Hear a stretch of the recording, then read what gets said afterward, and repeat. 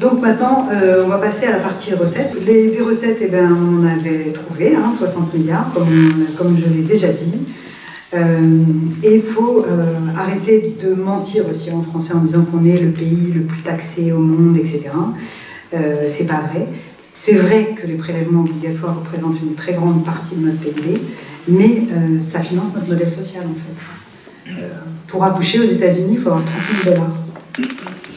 Donc je ne sais pas, si on veut ça, en effet, on arrête de payer des impôts, c'est tout à fait possible. Mais je pense que le système de solidarité qu'on a, en tout cas nous on pense à l'NFP que le système de solidarité, il est extrêmement précieux et qu'il faut donc le préserver. Alors ça c'est un deuxième best-seller de l'année, c'est le rapport sur l'évasion fiscale, puisque en tant que commissaire aux finances, je suis rapporteur spécial sur l'évasion fiscale, donc avec Nicolas Sansu, qui est un député communiste. On a travaillé sur l'évasion fiscale et on a découvert des petites choses assez croustillantes. La frontière est très maigre entre l'optimisation et la fraude, donc on a créé l'évasion, on s'évade. C'est l'Observatoire européen de la fiscalité, donc Gabriel Zucman, dont le directeur est Gabriel Zucman, qui estime à peu près à 100 milliards la perte nette pour les finances publiques de l'évasion fiscale. Voilà, 100 milliards. Et il faut savoir que la Direction générale des finances publiques, c'est la direction de l'État qui a été le plus martyrisée depuis 20 ans. En fait, ils ont perdu 40 000 fonctionnaires. Alors que potentiellement, c'est le seul service public qui peut leur rapporter de l'argent. Donc c'est totalement aberrant, enfin, ça aussi c'est pareil, moi je me dis que là, je me suis dit, bon, quand je vais proposer des amendements pour augmenter les fonctionnaires de la direction des finances publiques, tout le monde va être d'accord, enfin, c'est complètement transpartisan, là, il y a même plus... Ben, pas du tout. Non, pas du tout, absolument pas. Non. Il y a beaucoup de gens, alors qui soit ont intérêt, soit, je sais pas, c'est dans leur théorie économique fumeuse, là, parce que ça, c'est ce qui brandissent à longueur de temps aussi, c'est si vous taxez les riches, ils vont tous s'en aller. Ben, voyons, ben, bien sûr, c'est sûr, ils vont tous s'en aller.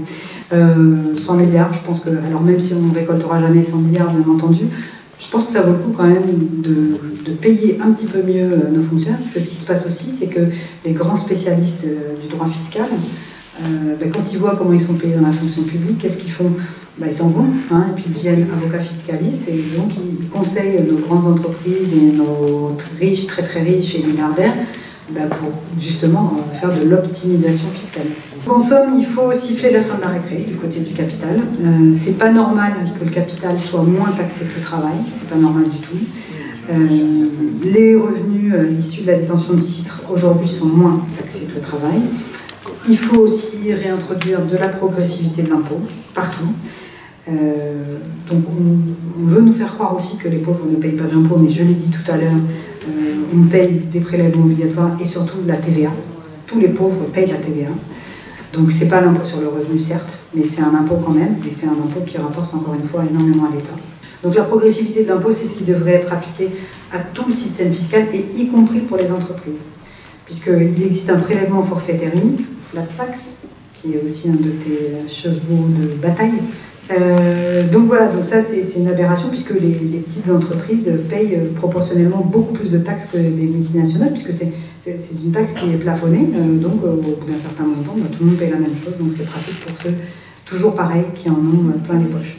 Donc les gros doivent payer gros, les petits doivent payer petits, et le capital doit être taxé de la même façon que le travail, sans bénéficier d'un privilège qui est quasi féodal. L'amendement Zucman que j'ai déposé, par exemple, donc je vous ai parlé de Gabriel Zucman tout à l'heure, en taxant donc, les milliardaires, donc les milliardaires, c'est-à-dire à partir, on leur laisse 1 milliard, et après tout ce qui est au-dessus d'1 milliard, on les taxe à 2%.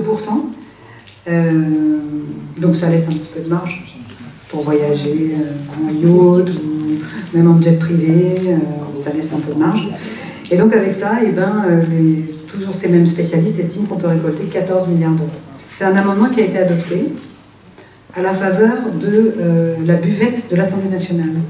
C'est-à-dire que le Rassemblement national, qui sont très présents dans l'Assemblée, ils étaient sortis, s'il y a des moments comme ça où c'est très très long, il y a des amendements, des gens qu'on n'a pas forcément envie d'écouter, donc on sort, on va boire un coup et tout ça. En fait là, ils étaient sortis, Et donc cet amendement est arrivé fort à propos. Donc il y a des petites techniques après, hein, pour faire rigoler un petit peu. Où, quand l'Assemblée se vide comme ça, il y a une espèce d'ambiance qui fait que les députés se disent bon, il n'y a pas d'enjeu, là c'est du blabla, etc. Machin. Donc nous, on a laissé l'Assemblée bien vide et tout ça, et juste au moment où on allait voter l'amendement, les 50 LFI, enfin LNFP, etc., tout le monde est rentré dans l'hémicycle pour voter cet amendement. Et donc ils n'ont pas eu le temps de revenir en se disant ah, il y a un enjeu, il y a un enjeu, il y a du monde dans l'hémicycle, il y a un enjeu. Voilà. Donc est-ce que ça tiendra ça dans le prochain PLF? J'espère vraiment.